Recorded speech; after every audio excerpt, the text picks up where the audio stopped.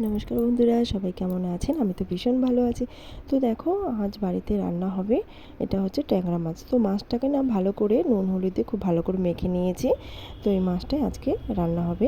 তো দেখো, কড়াইটায় তেল গরম বসিয়ে তো তাতে মাছটা এবার নুন হলুদ মাখানো যে মাছটা ছিল সেই মাছটাকে খুব ভালো করে ভেজে নেব।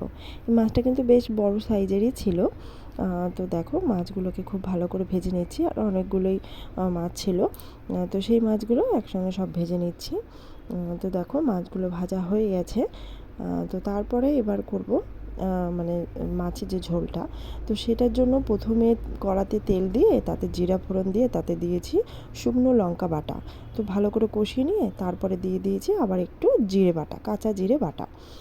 তো গোটা জিরে ফোড়ন দিয়েছি কিছুটা, তারপরে শুকনো লঙ্কা দিয়ে তারপরে জিরে বাটাটাও দিয়ে দিয়েছি। তো ভালো করে মশলাটাকে খুব ভালো করে কষিয়ে নিতে হবে। আর দেখো, কষিয়ে নিয়ে তো তারপরে দিয়ে দিতে হবে এখানে টমেটো। তো টমেটোটাকে খুব ভালো করে কষিয়ে নিতে হবে। তো দেখো, টমেটো, তারপরে দিয়ে দিলাম এখানে হলুদ। হলুদ দেওয়ার পর এবার এখানে দিয়ে দেবো সামান্য পরিমাণে নুন। তো সেটা তোমরা বুঝে স্বাদ অনুযায়ী দেবে। তো আমি আপাতত এখন এই নুনটা দিলাম।